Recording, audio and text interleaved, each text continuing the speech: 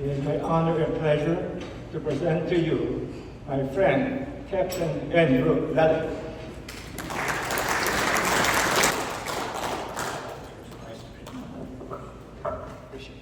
Thank you, Colonel Stiltska.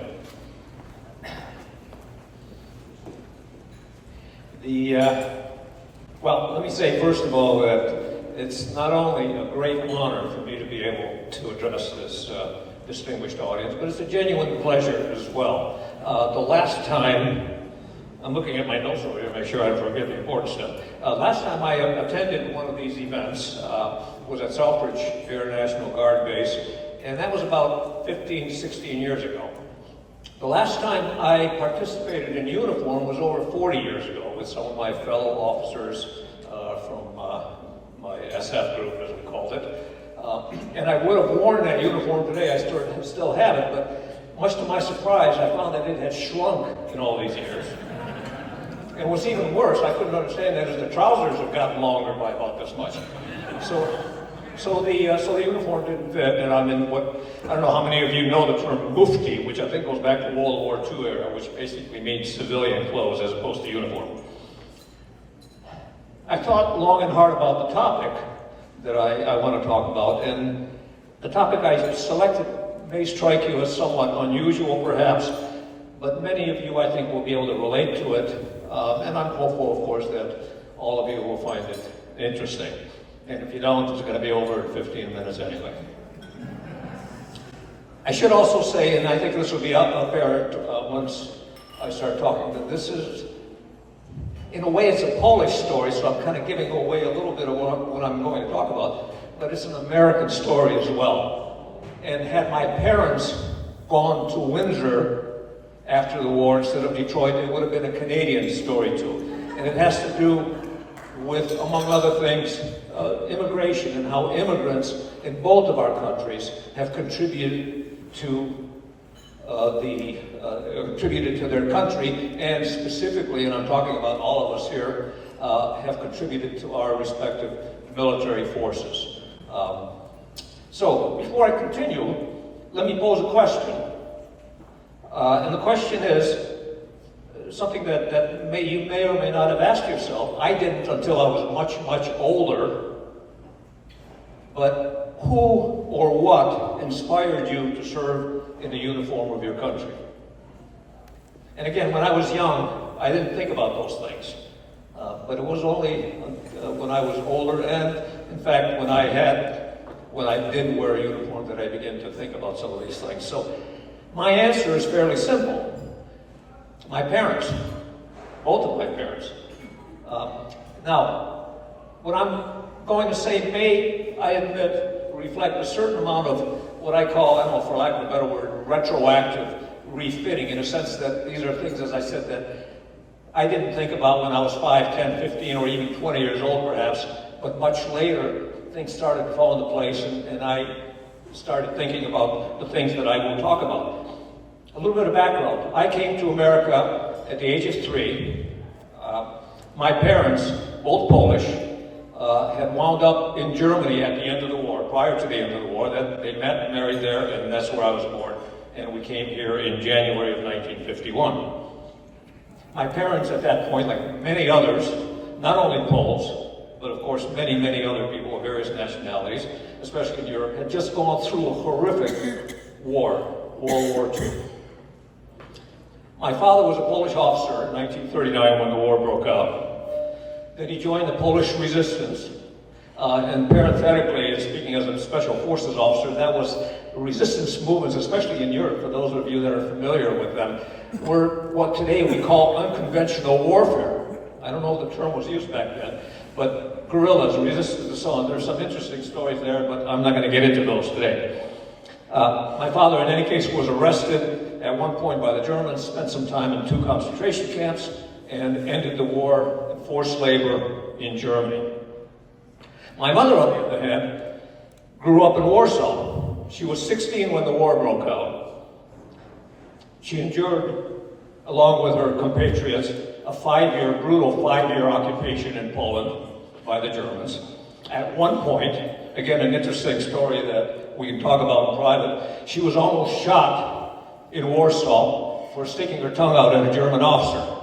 And my mother has always been the sassy type, and that's one of the things that endeared me to her, among many other things. When the Warsaw Uprising broke out in August 1st of 1944, my mother volunteered immediately with some cursory training in first aid and her experience in Polish Girl Scouts. She became, during the Warsaw Uprising, what we can only call combat medic, and performed her duties frequently under fire. When the Warsaw Uprising collapsed, as it was inevitable, she, my mother, and many other people wound up being shipped to Germany, also for forced labor. And when the war ended in 1945, my mother and my father met and married, and that's where I was born. So that's how we got to that point. At that point, and now we're talking late 40s, early 1950s, Poland and most of Eastern Europe had already fallen under Soviet control. My father would have probably risked his life and conceivably the life of his wife and child had he gone back to Poland. So when the opportunity came up, my parents came to America. Other people like them ended up in Canada, so there are some connections there, I think, and some similarities there, and we may all know people like that. Now, how does all this relate to what I'm talking about, why I'm here? Let me, first of all, see if I can uncover this projector. I've only got 4 slides, so this won't take very long. So, on the left is my father as a cadet, infantry officer cadet in Poland, shortly before the war. There's a picture there, a small scale, of my dad with some of his friends in training. And then, finally, in the lower right is his gravestone in Sanilac County, so about 100 miles north of here, overlooking Lake Huron. And there's our Polish name with the Polish L with the dash on it. And as you can see, the 2 flags. Let me do this right.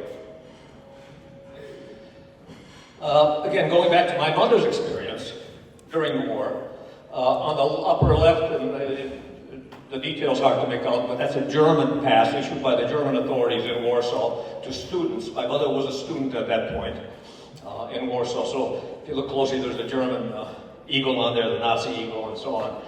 On the upper right, there's some pictures. It took me a long time to track down a picture from the Warsaw Uprising in which I found my mother.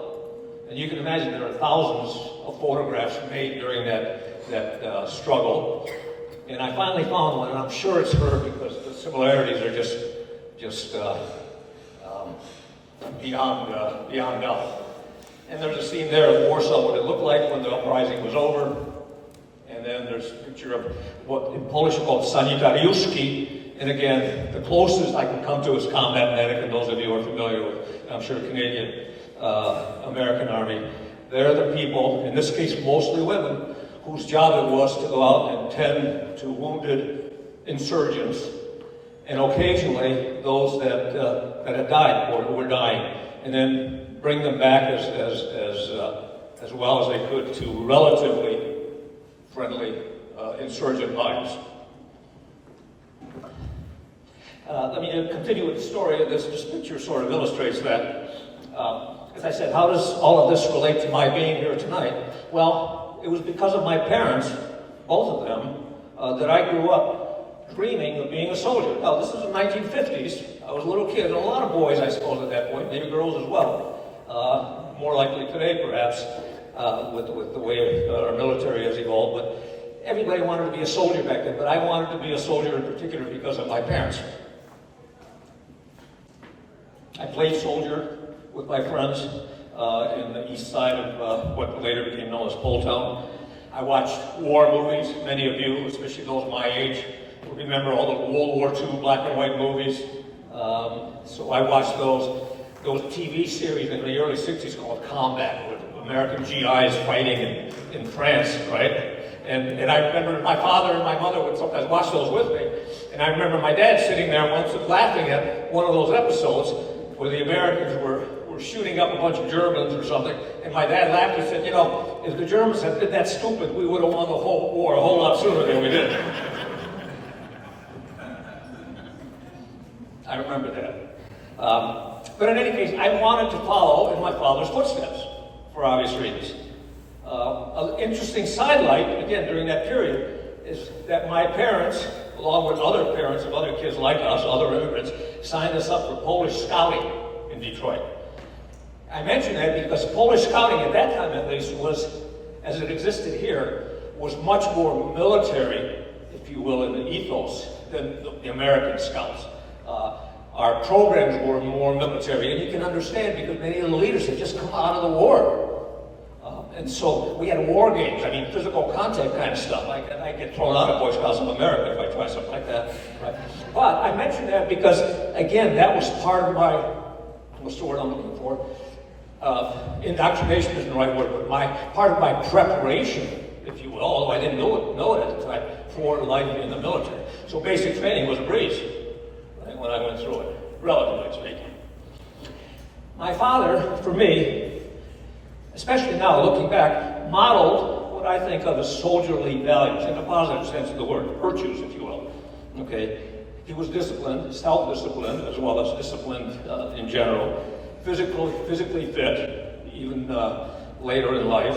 He was demanding in many ways, not only of us, and by the way, I have two sisters who were born here in America, two younger sisters, who can confirm everything I'm saying here. He was demanding, what he demanded of us, of course, he demanded of himself as well.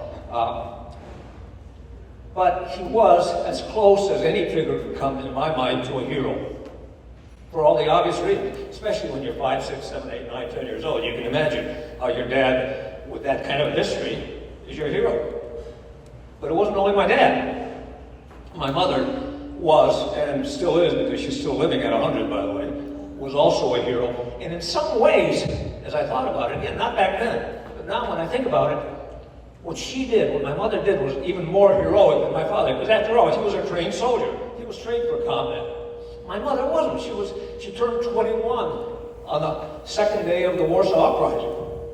Okay, she had no training and so on, and yet she saw more combat and more horrific combat than I did in Vietnam. Because those of you that are familiar with it or have read about it, urban combat is some of the worst, most horrific kind of warfare that anybody can experience.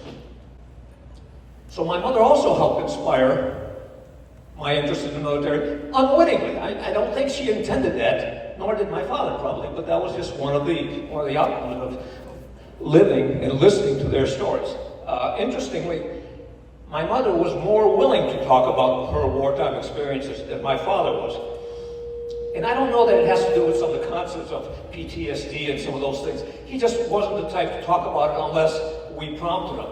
My mother, on the other hand, likes to talk a lot to begin with, and she often told us about her experiences, both during the German occupation and during the uprising.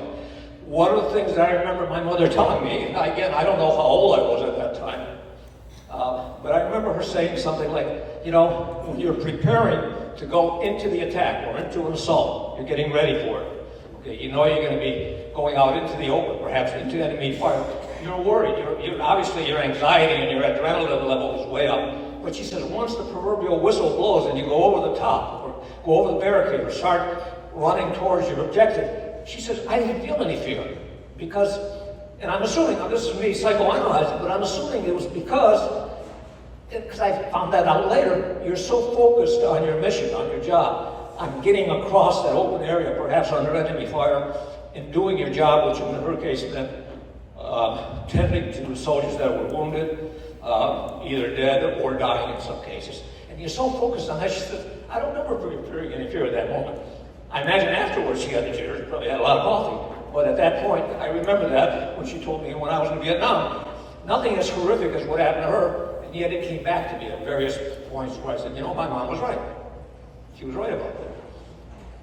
And I'm sure that sort of thing has been studied by psychologists and so on, but it's a fascinating thing. So neither of my parents, that I recall, actively encouraged me to go into the military. They didn't discourage me, but I don't remember either one of my parents saying, you know, why don't you think about going to the Army or doing some Marines or whatever. I don't remember that, but I could tell that they were proud of me when I went in.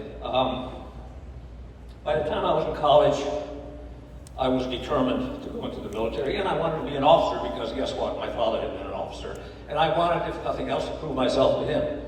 Again, he didn't push me that way, but that was I'm sure, one of my subconscious, perhaps, and motivations for going into ROTC in my case and getting commissioned in the infantry like my dad was. Almost 30 years later, by the way, exactly, if I remember my math was right, my dad. So a tour in Vietnam, 13 years or so in the reserves with the Special Forces unit. During that time, by the way, for all our Canadian friends here, I had the opportunity, along with some of my other fellow soldiers, to earn the Canadian parachute wings. So proudly displayed on my uniform is a set of Canadian wings, and I think that'll be my last slide. If you look on the upper left is me in Vietnam. I haven't changed a whole lot since then. And that uniform, oddly enough, I still have it and still fits because it was so loose that, you know.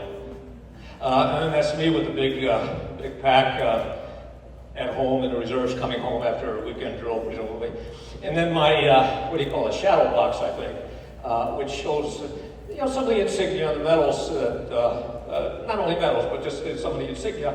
And notice the Canadian wing in the lower right. Over here, and some of you may find it interesting, are Polish parachute wings. And on the lower left, here is the Vice Polish eagle with the crown that Polish officers wore on their cap. So that's a tribute to my dad and to Polish soldiers, the Polish army. My mother was also sworn into the army, if only to give her some protection under the Geneva Convention when she was finally captured by the Germans. And the rest are, you know, miscellaneous badges or insignia that I earned. So, in the picture before that, that's my parents. Now, the one on the upper left of my parents taken in Germany, I always thought that was kind of a nice romantic picture. But it's a nice picture of my parents. When I was commissioned, and it was a small group of us, it was at the University of Detroit. When I was commissioned, my mother got to pin my lieutenant's bars on my shoulder. So I can imagine she was pretty happy with that. I mean, that was I think, well, I get teary-eyed a little bit when I think about it even now. And then my parents and I in the lower left. And in the lower right is me at the airport here in Detroit heading towards Vietnam. And if you take a look at that, it's sort of a bittersweet photograph because there's my mother in the center and my two sisters and me going off. And you can kind of imagine. And again, at the time, I didn't think about it. I was going off on an adventure, and I knew what I was getting into, but when I thought about it later, what was going through my mother's mind as her only son was leaving? So, my father died like a soldier in the sense that he went out of his way to make it easy for the rest of us. He did not live to see free Poland. My mother did, though, and I did. And I think of my father often. And I try to conduct myself the way he would. And I'm running out of things to talk about. But that's what brings me over here. So now you kind of have an insight on how I ended up here tonight. I mean, it's a long story. And I'm sure any one of you have a comparable story that you could tell. Okay? That's why I'm here, thanks to my parents. Like I said, my mom is 100, not doing well, not unexpectedly, but she's still one of my heroes. Thank you for listening.